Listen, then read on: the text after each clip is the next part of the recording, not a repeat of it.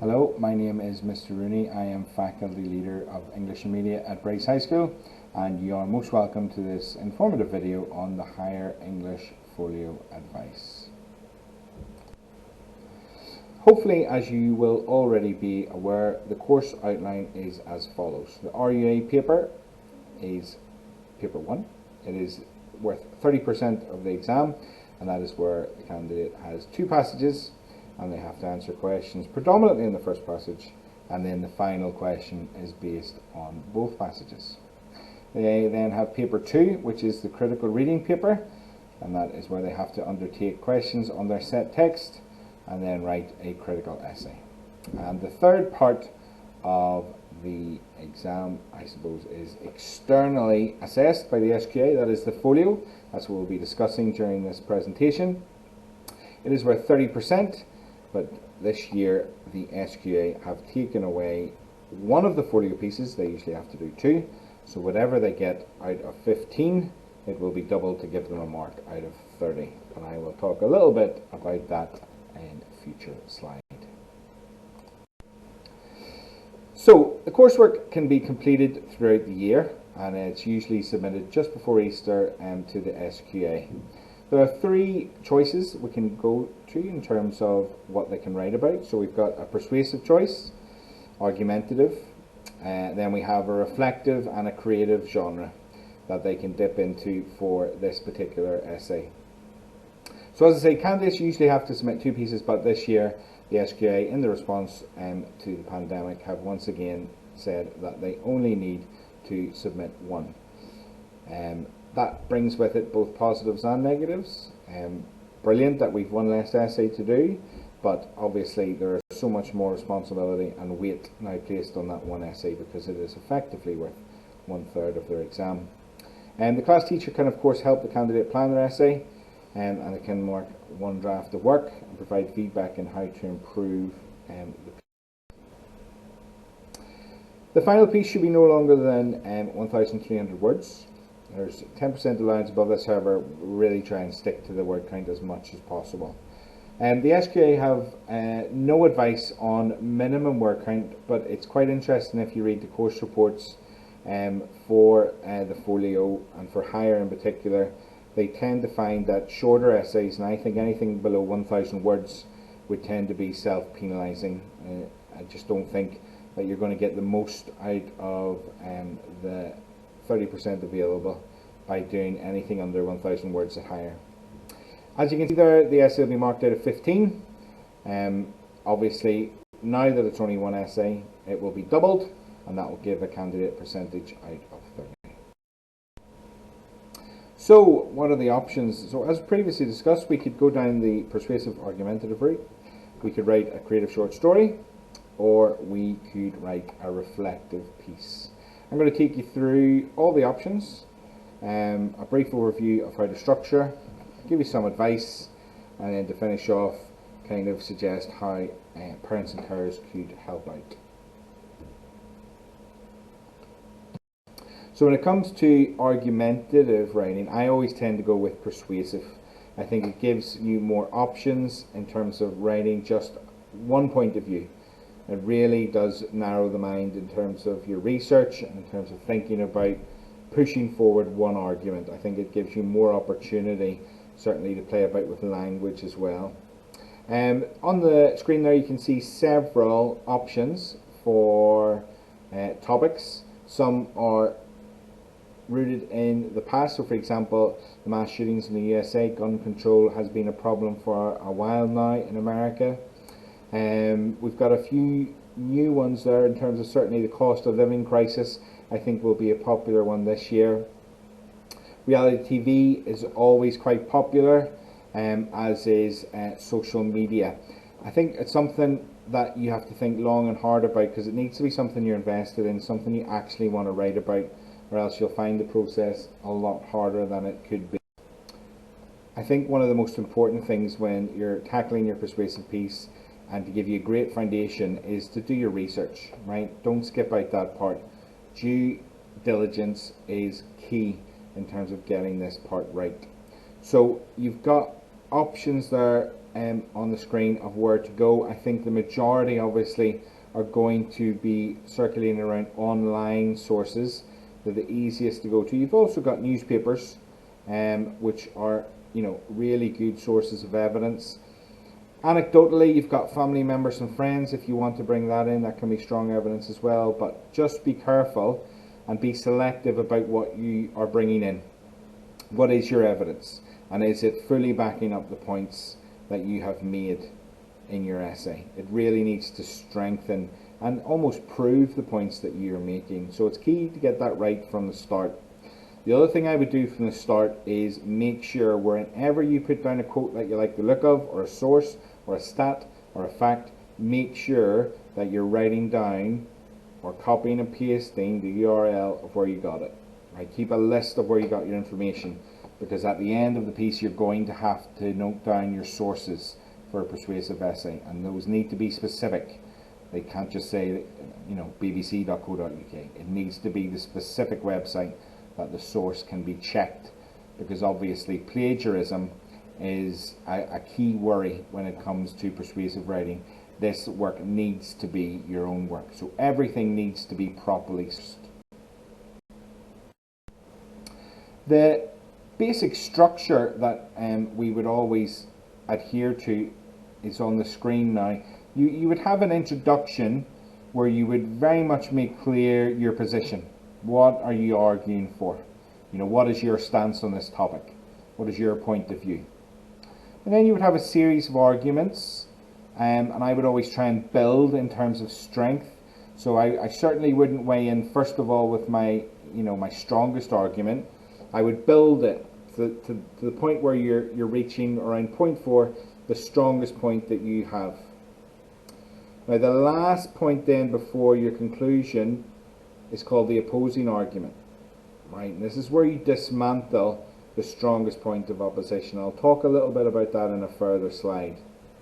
And at the end, you reaffirm your position in your conclusion, right? This is what I have proven, this is what I believe, and it's a chance to really hammer home what your opinion is. A chance to really leave the reader in no doubt. And it's always nice to bring the essay full circle. So, introduction then. There are several things that we can do here in terms of grabbing the reader's attention. You really want to kind of make your essay stand out from the start. The intro is the perfect place to do that. There's 4 different types of introduction you can have a think about.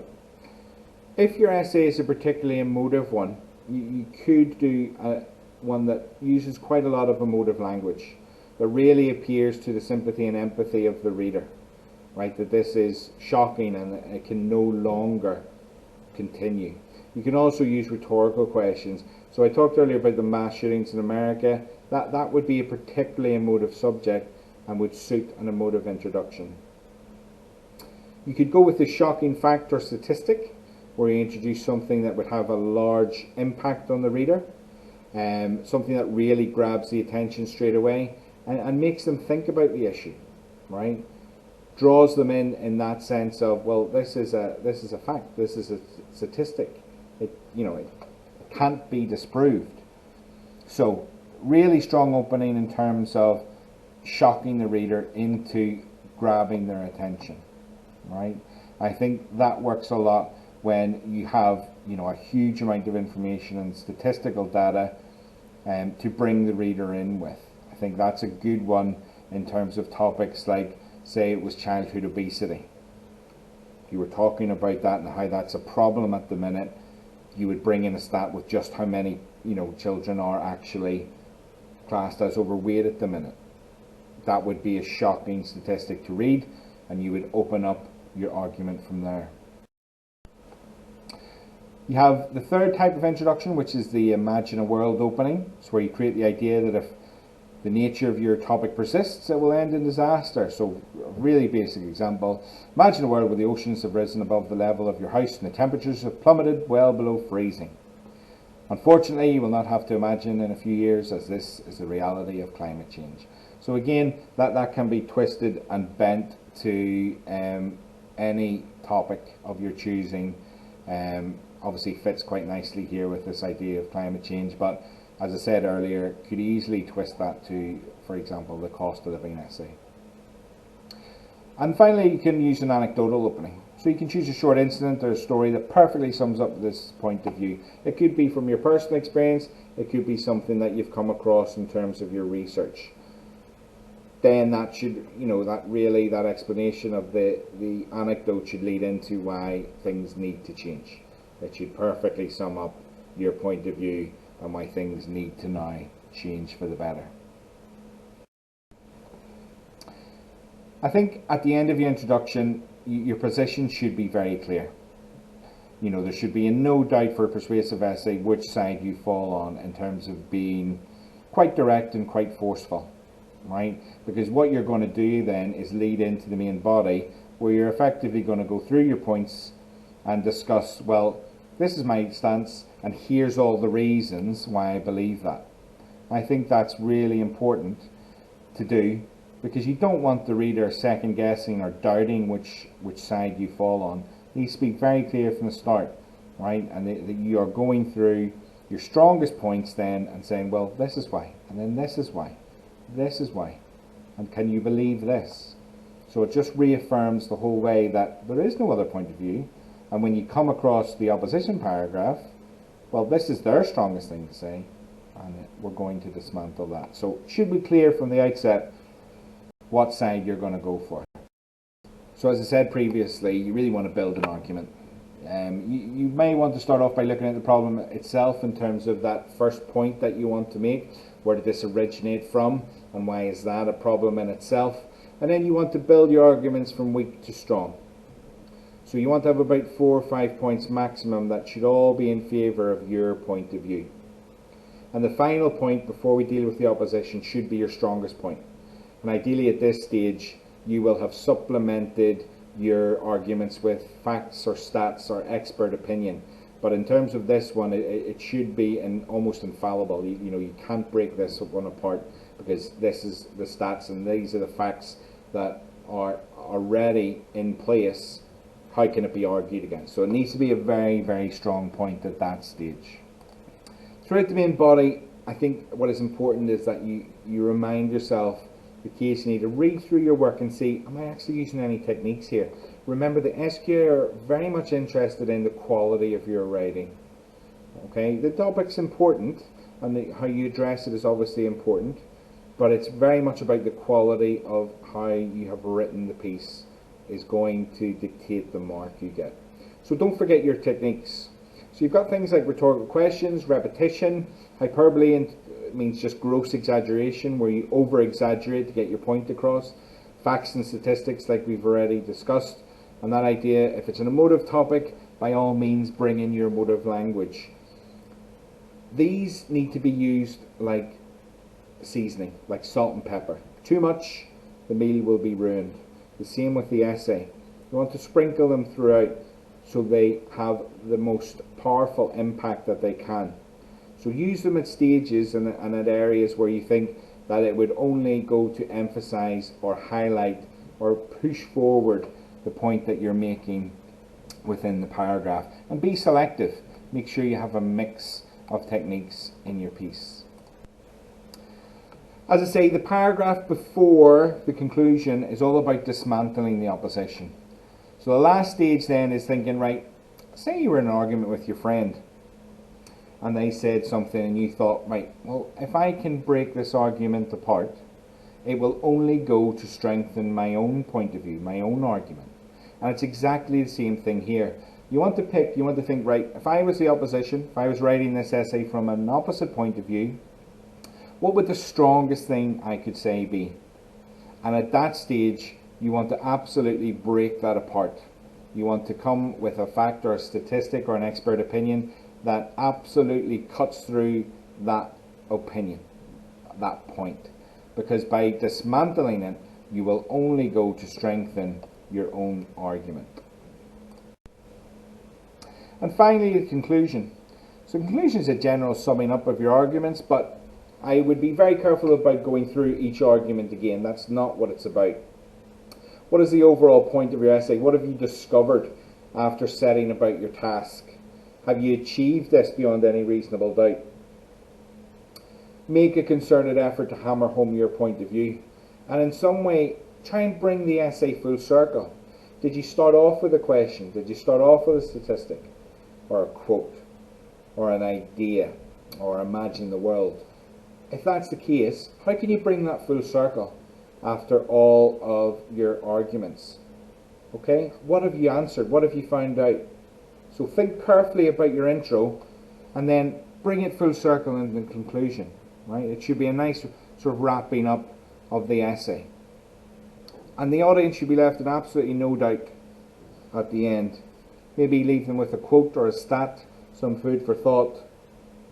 What's going to happen in the future? What should happen? Where should we go from here? So there should be no doubt about where you want to leave them with your point of view. The next option is the creative or short story option. The short story, let's be clear, is not a cut down novel.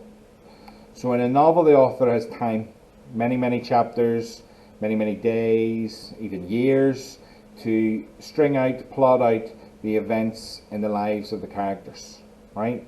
A short story takes the characters an important point of their lives, and it's this idea of a snapshot, right? We don't need an elongated story of their life story, or a little story that takes place over years. We are looking at a snapshot, right? A significant moment. My biggest piece of advice here when you're coming to an idea is keep it contained. You have 1,300 words, right? 1,300 words to play with. So keep it very contained. Keep the idea small. And then you can focus then on your characters, your setting, your description, the dialogue, but the idea needs to be contained. Okay? Doesn't need to be mundane or boring. It just needs to be contained within a small area. Okay? So within that, only certain things should happen. Therefore, you get this idea of snapshot. Okay? It doesn't bounce around from different settings or different areas or different places, or from one time to the next. Fairly contained. There's some ideas there on the screen to get you help thinking about what this little idea could be. I mean, these are very generic. I always like to kind of place the idea of a snapshot with the idea of war or conflict, and a very easy one to go to is in the trenches. Spending that time thinking about having to go over the top. What are those thoughts that run through the head? What happens when he springs over the top? What does that soldier see? What is happening to his comrades? Very simple snapshot, but gives ultimate room to describing the scene in terms of what's going on around, but also describing his feelings, her feelings, and that of their fellow soldiers as they kind of launch themselves into battle. So always important to have a wee think, what would my snapshot be? What could I contain it with? What is my idea? I think the next thing you need to think about is what perspective do you want to write the story in, right? Whose point of view will you present the story? So it's done in first or third person. So in first person, you tell it from the point of view of one of the characters. So you write in first person using I. You basically putting yourselves in their shoes, and you are putting yourself in the mind of the character, right? Everything the reader sees, they see it through that character, basically. Okay? But the other way is third person narrative. So this is where you tell a story from the point of view of someone not in the story. So you would use pronouns he, she, throughout. This means the story can be told from a more objective point of view, not narrowed down to the perspective of one character. So it's really up to you to choose from the outset which style you would like to write your story in. The characters then, very much at the heart of the story, they need to seem real. The plot of the story should reveal something about them, that they should change in some way, perhaps go through a crisis or a moment of tension in their lives. My suggestion would be to limit the amount of characters to 3. Very difficult to keep track of more than that or to sort of outline more characters of that in 1300 words. Also, I think with the character, you need to reveal them through their actions and their gestures, not just through dialogue. I think sometimes we'll get this character through what they're saying. They need to be believable. Whatever setting they're in, whatever problem they're facing, their actions and their gestures need to be authentic.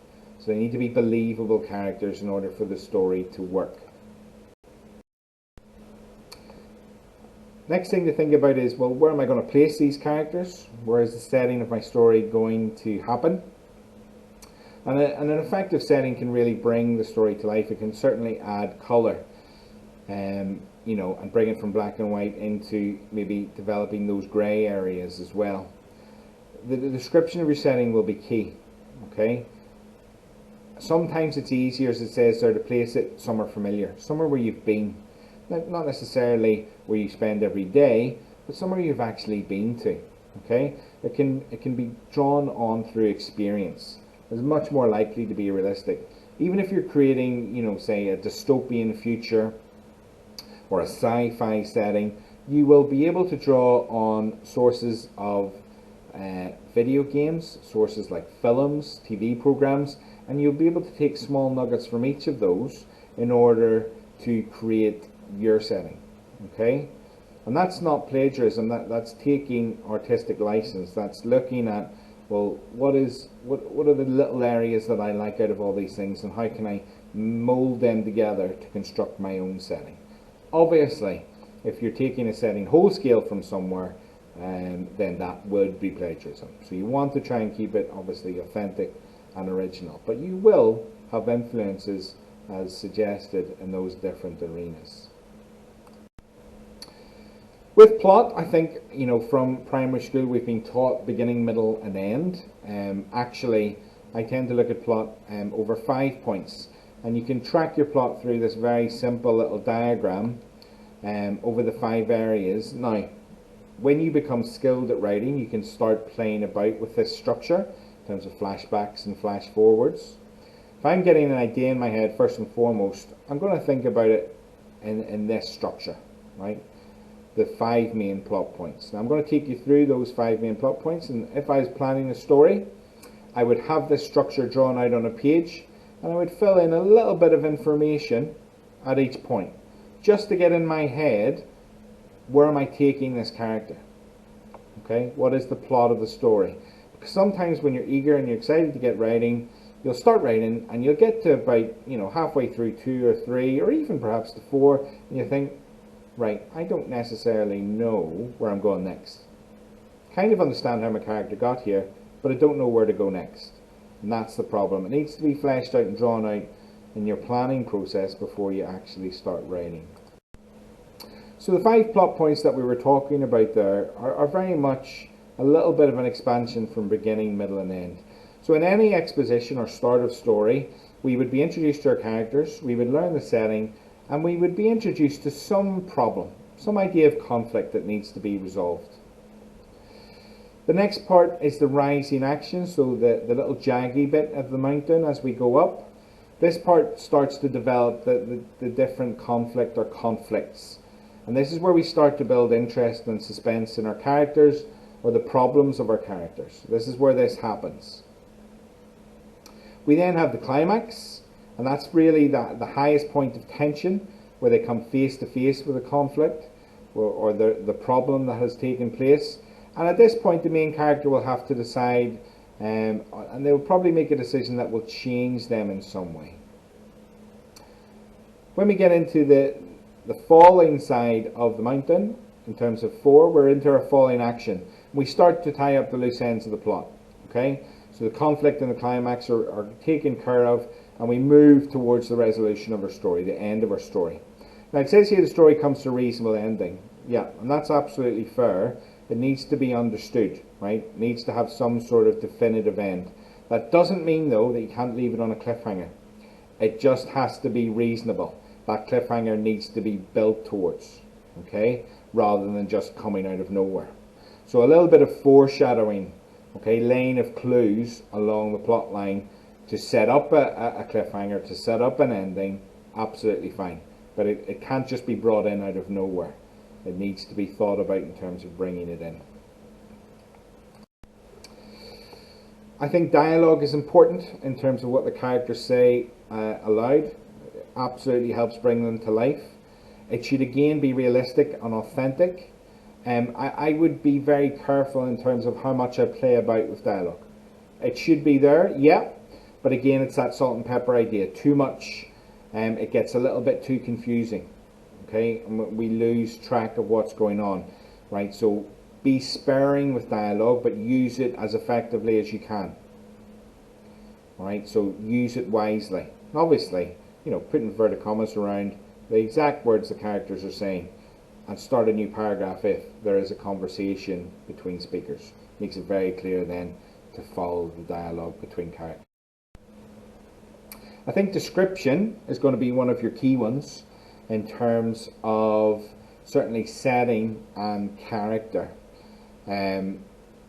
But description and dialogue are key to get that balance right. Okay, it should have a point. The thing that you're describing should add to something in your story. It should add to character, or it should add to setting, or even maybe a little bit of foreshadowing. So, example there, description of building or scenery can create atmosphere. So the weather, if you're using pathetic fallacy, could perhaps be atmospheric for a reason. And the description of the characters can reveal something about their personalities. So it's really important that you actually be sparing with your description, but it needs to be there. Be very selective about what you describe. But I think setting and characters are two key things where that needs to come in. The third option is reflective. So in a piece of reflective writing, it's not just about giving an account of an experience, but it's about how you felt before it, how you felt during it, and most importantly, I think, how we felt later on. What was our overall reflection looking back at that incident? So you should select any experience, really, that lets you do more than simply recalling events. And this is sometimes what I say to pupils: don't let it fall into the trap of just retelling a story. Right? That's not what this is about. It's about reflecting on something. It's about how you've changed, how you've grown, how you've developed. And I think maybe asking ourselves the following set of questions help us really think about more than just something that happened, an event that happened. Starts to help us to think about, right, well, how did I feel about that? So on the screen there, you have a fairly straightforward set of questions, but there are questions designed to kind of poke and prod about your past, about things that have happened to you that maybe you've talked about, but maybe you haven't talked about before. Or things that maybe would really be good to actually dig into for a reflective piece. Now, these ideas, these things don't need to be huge life-changing experiences by any stretch of the imagination. It can be something very simple. It can be a friendship, or how a friendship has changed, or how a mentor has maybe entered your life and really helped you kind of discover that, yeah, I'm actually more capable than I thought I was previously. It doesn't have to be, something where you have to absolutely dig into the past and really do that soul searching, and you can go down and pick topics, if you're comfortable with picking them, that are quite deep and quite sensitive. You might find it a cathartic experience to write about, but my key bit of advice is they don't have to be. They can be something much simpler, but that small process, that small little incident led to a much bigger reflection in terms of your growth, your personality, and you as a person. So, a sense of your personality absolutely needs to be included, right? The reader needs to get a sense of who you are. And you have to express your thoughts and feelings, right? You're going to hear this from your teachers quite a bit. What were your thoughts and feelings? And it's not just about telling them, it's not just about saying them. We'll talk about how to do that in the next slide. But the thoughts and feelings need to be there. Need to be there, well, previously, going into the incident itself, and as a result, how he felt after. So it's not just an account, it's reflecting on it. That is key. You're going to hear that over and over again if you choose this topic for your essay. It's about reflection, clues in the title. You can treat it in an entertaining way. So if you're particularly adept or adroit at using humour, that could come in and be a big part of your personality. I think we as a Celtic nation are very good at using humour in order to reflect and in order to deal with things in our lives. And it needs to have an appropriate style. So a chatty tone and a formal tone may be more suitable than a formal one. However, it needs to be controlled. Okay, it still needs to be written well. So it needs to be accurate in terms of punctuation and grammar. But you may want to be slightly informal in terms of your treatment of the topic. So, in planning this, there are certain things that I would always kind of talk about and discuss. So the first thing would be to note down, your thoughts, right? Including what happened during the experience. What happened before, what happened during, and what happened after. What were your thoughts? And they can be very small little snippets, but they should enable you to track change. They should enable you to go, well, that's what I was thinking before, and this happened, and that's what I was thinking when it was happening, and this is what I think now. So it's that process of tracking how your thoughts have changed. Where did the experience happen? Does that have a place in this essay? Does that need to be really described and explained? Because actually it really does unlock some of the ideas that you're trying to talk about.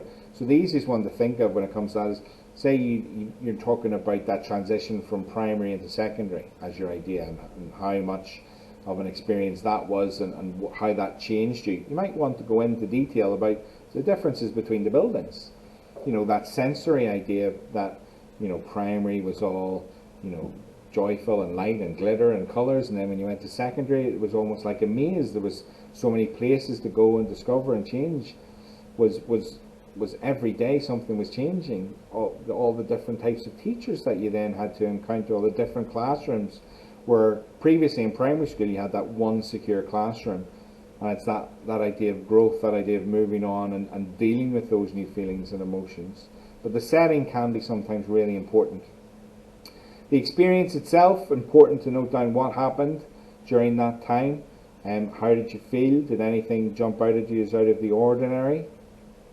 We want more than just the basic story, right? But in our planning, what happened, right? In a series of events, can you just detail what went on? Next thing that I would focus in on, that I would look at quite closely, are feelings. And sometimes it's the most difficult thing to do, but note down how you felt at the time, right? What feelings are you going to try and communicate at the different stages of your essay? What we want to do is by showing the reader as well as telling, okay? And what that means is we sometimes want to drift into using imagery to express how we're feeling. And certainly our word choice is going to be key.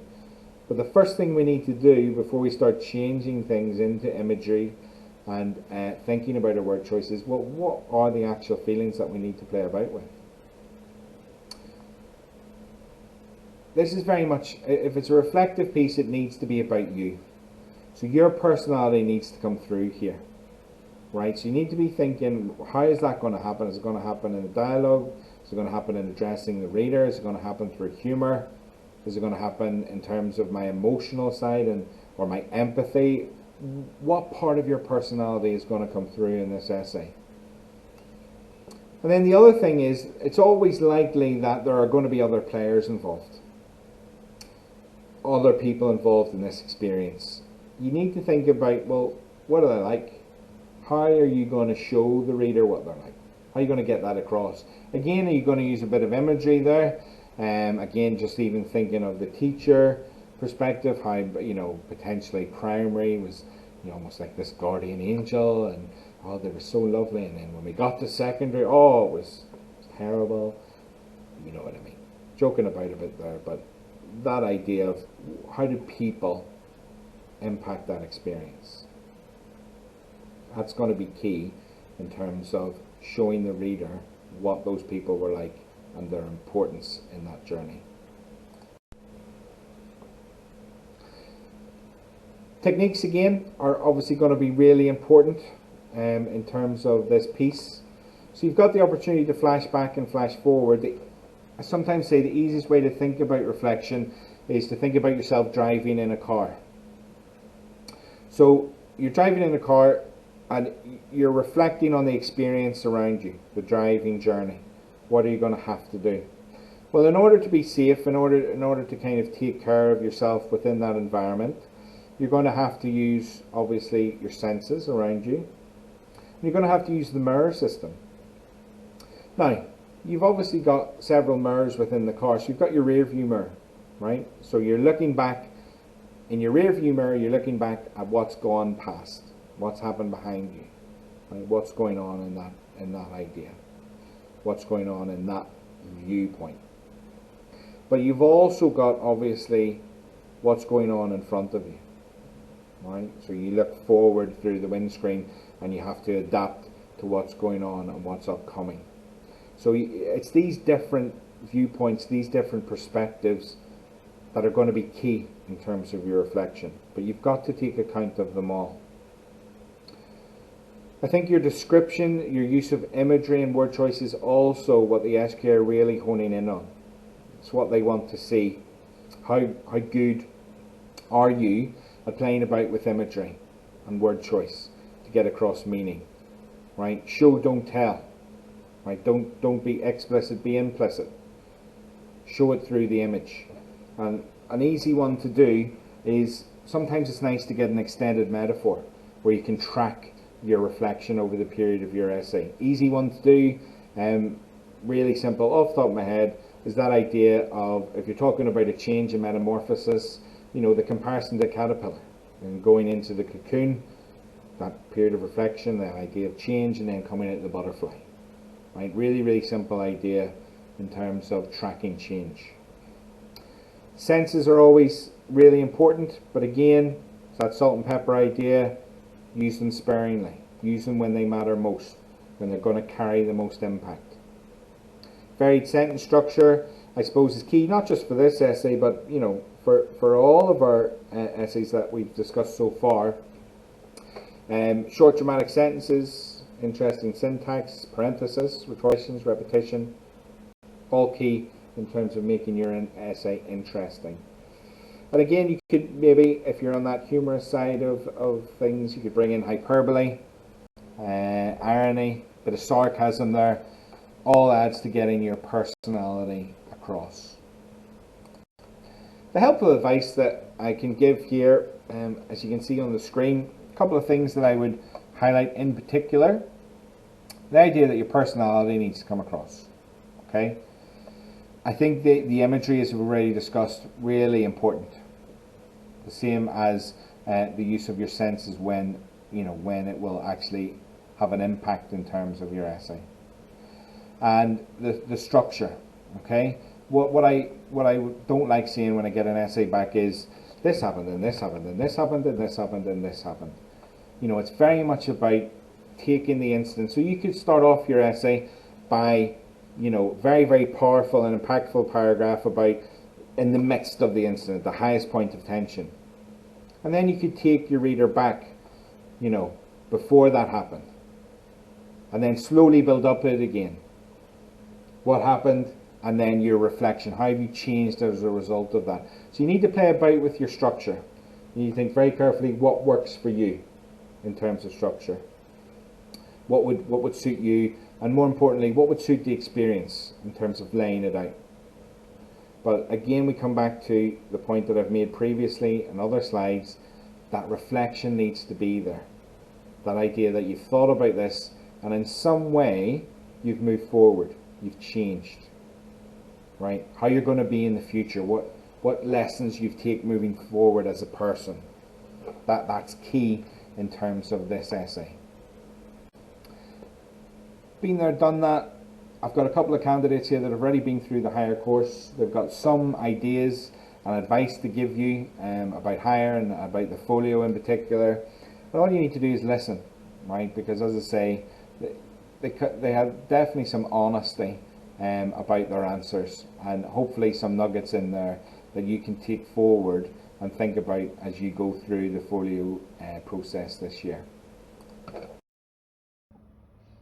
So we have Ailey Anderson, who is a house captain for Petland and is also actually taking advanced hire this year. I thought she would give us an interesting insight into her hire journey. What is the big difference between Nat 5 and higher English for yourself, Ailey? I would say one of the biggest differences was you had to take on more of your studying for yourself. There was less, you still work a lot with your teacher, but practices and revision is more on you and what you want to get, so you have to put in more effort there. And what aspect, I suppose, picking up on that point, what aspect did you find most difficult assimilating to in terms of the components?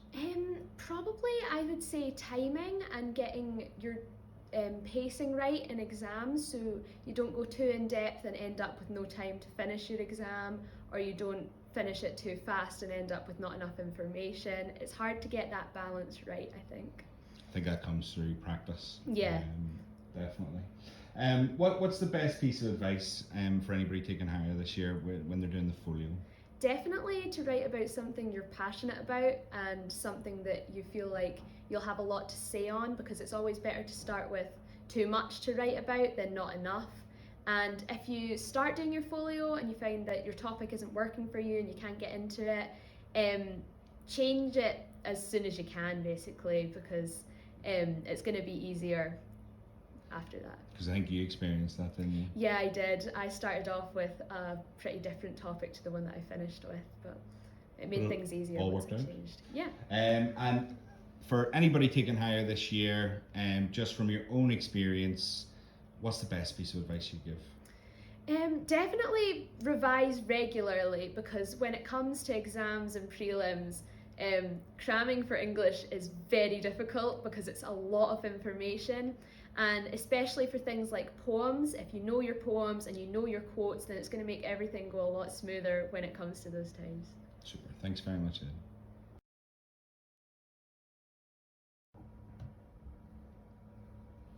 Hi Ben.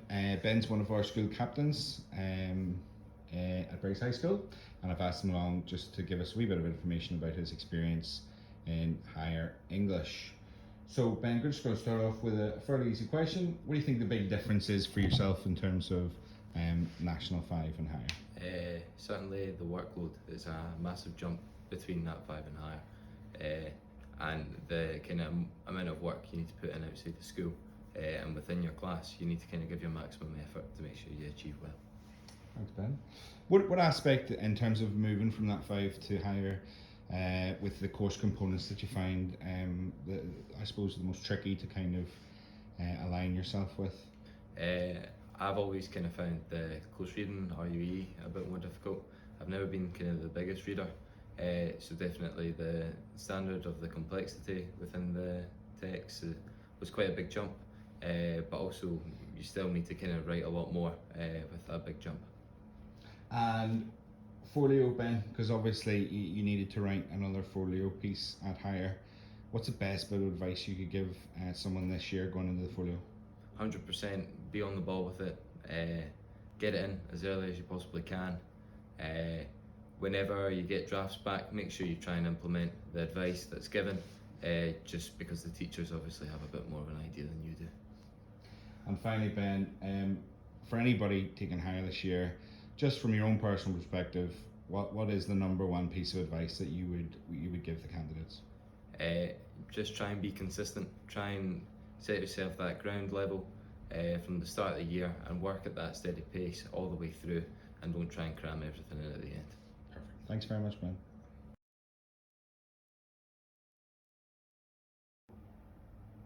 So I've got Isla Campbell, who is another of our school captains. I'm going to ask her the same few questions just about her experience of higher. So, big difference between Nat 5 and higher English. Isla, what did you find? I did think there was definitely quite a big jump. I would say the biggest jump that there is you don't get quotation marks anymore. I think across the board in RUAE, in your set text, in your essays, not having those extra marks does make it quite a challenge, especially when you're first getting started, because you're used to getting these marks that are quite good marks to get. They're quite easy, they kind of boost up your score, whereas it does mean that your sort of analysis and stuff does need to be in a lot more depth, which is obviously that jump to higher. So I do think for me that was the biggest change I noticed. Okay. What aspect, what component of the course do you think you found? I've said most difficult, but what one did you maybe take longer to come to grips with? I think my essays were definitely like a progression throughout the year. Like at the beginning, I found that I was actually really overwriting. Because I was so kind of nervous that I wasn't going to get these marks, I was writing far too much than I ever would be able to do in the time period that I was given. So it was more about refinement for me and actually trying to figure out what were the important points and what were just like telling the narrative of like whatever book or play you were studying. And in terms of the coursework, in terms of Folio, what would be your golden nugget of advice? Do something you're passionate in. Like I could not have done my folio if I did not care about my topic. Like I found when looking at different folio ideas, there was ones that I was like, oh, you know what, this could make a really good folio, but I actually don't care. Like I couldn't care less about the topic. So the minute I actually found something that I was passionate in and that could give me a lot of like research, it made it a lot easier. I completely agree. And then just overall, obviously you've been through 2 interesting years, the assessments of your Nat 5 and then the full back to normality, quote unquote, SQA year. Someone came up to you and said, help me out, what's that golden nugget? I would probably say make sure you're doing your prep work at the start. I feel like I saw quite a few people like kind of doing the bare minimum at the start, and then when it came to exams they had to create all these sort of like flashcards and like essay plans and everything, and I found that for me, say creating them from the start and being able to develop them and make them better really helped. Also being able to condense down everything.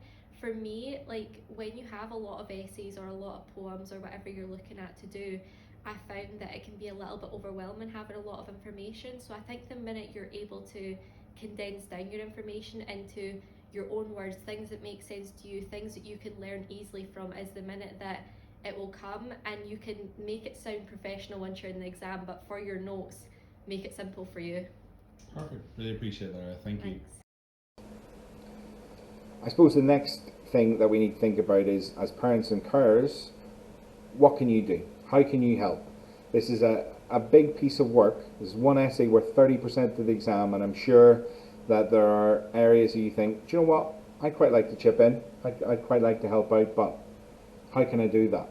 So the next few slides hopefully will be about all the different ways that you can actually chip into this process. The first thing is to be aware of the SQA materials. So I've put the hyperlink here at the top, and this will lead you to the Understanding Standards website for Higher English. Now it's full of information, not just for the folio. You can see here it's for reading for understanding and the critical reading paper, the essay and the set text. Now if you go to this website and you navigate on the left hand side, you'll see quite clearly Higher Portfolio Writing. What you want to do is you want to click on Portfolio Writing, and that should open up the next stage. So when you open up Portfolio Writing, you will see here that you have a number of options. Now I've went to the 2019 section simply because there's more options in terms of the differences between genres. So it's quite creative heavy in the previous section. So I've opted to click on 2019 because you can see here discursive, creative, discursive, creative. So there's quite a lot of options here in terms of candidates. Now, at this stage what you should do is you can read through any essay that you wish in terms of the different options. So you could click on candidate B and it would open up the essay. And you can read through, which is good. So you see examples of pupils that have already been through Higher and what they've written about and how they've tackled it. But what's even better is down here, if you go to all commentaries and you open that up, it will take you through each candidate from an SQA perspective and it will tell you exactly why they received the score that they did. So it will take you through the entire piece, and it will be very specific about what was good and what might needed a little bit more work. And you'll have a vast array of marks within these candidates. So you'll have essays at the bottom of the scale, and you'll have essays much more towards the top of the scale. And I think it's be really useful for you, as both pupils and parents, to go through and see, well, exactly what are the SQA looking for? How have these candidates been scored and why? And then starting to think, obviously, about, well, what process is my child going through at the minute? What one have they chosen? And what are the SQA saying here about that particular essay? Right, well, I need to make sure that I need to fix that within my own. Right, I need to maybe have a think about how I can approach this topic so that I can score those higher marks. But I think it's a really useful resource to see candidates' work and actually how the SQA have judged it. I think reading is really, really important when it comes to writing. I think obviously it helps expand vocabularies. It's that idea of imaginations. But it's just the way things are written. There's a real sense of, when you read a piece, you can understand straight away if that candidate is a regular reader, because they have a grip on, as I say, imagery, vocabulary, the way they use sentence structure, punctuation. It is clear that they have, been reading for some time, or that is a passion of theirs, because it very much comes across in the writing. And I mean that in terms of sophistication. So at the minute, if your child is not reading, that's one of the easiest things they can do in terms of improving their writing. What you'll also see is, though, it improves their essay writing, and probably in particular their RUAE, in terms of their understanding of that vocabulary and that word choice. So I think the encouragement of reading is absolutely key in terms of, I would say, all three of the components, but Folio, I think it really does help. Inspiration, I suppose, is always important when it comes to choosing what you want to actually write about, what you want to actually talk about. There's some fantastic things on TV, on Netflix at the minute that you can dip into, some fantastic films that I'm sure that you've either watched yourself or watched together. But there's always those little nuggets that you could take out in terms of ideas. I've mentioned the war stories previously, the dystopian nature of some of the films that have come out. Some great TV shows, Line of Duty, brilliant in terms of that police drama. It's another really easy one to do, like a snapshot in an interrogation room. Be a really good idea for a creative piece. So I think a lot can be pulled from what you've been watching, either yourself or as a family, or maybe having just a discussion with what they've watched. What are their influences? What would they quite like to write about? And that kind of leads me to taking an interest is key. Asking questions, and not just closed questions, actually opening up and thinking about, right, okay, I know they have this folio to do. Asking about, now you know what's involved in the different choices. Well, what choice have you made? Why have you done that? What's your topic? How, what stance are you going to take? And a short story will set the scene for me. And that might be a bit too big. How about you narrow it down? Reflection. Oh, what incident are you picking? Oh, that's a really good, I remember that time. Do you want to sit and talk about that? Because I remember clearly how you were feeling back then. Just taking an interest could be huge. Right? It could really actually, make your child think about things in a slightly different perspective. We've all had a journey, right? We've all had different experiences. We've all lived different lives. You have definitely something to bring, advice to bring to their piece. So please, best thing you can do is ask. And by all means, don't take no for an answer. You should be invested. And obviously it's coming from the head of English that is absolutely an appropriate thing to do. And finally, what help can we provide? Well, there's several things. Obviously, we've got an open door policy within the faculty. We've got after school revision sessions. on a Wednesday afternoon, which is study support, but Folio questions are more than welcome. We've got study sessions linked in with maths coming up in 2023. We've got our Twitter page, which sometimes will reference articles, and it will have our updates about what's going on within the faculty. And obviously you can get in touch with your teacher through Glow or myself at mark.rooney@falkirk.gov.uk. I hope in some way that this has been helpful in terms of giving you a little bit more of an insight into the process of all the different folio types, and I hope that it enables you to support your child as they move through this process, because as I say, that 30% is really key in terms of giving them a good foothold before they even walk across the threshold of an exam. So hopefully that's helped you, and by all means, if there's any further questions, do not hesitate to get in contact.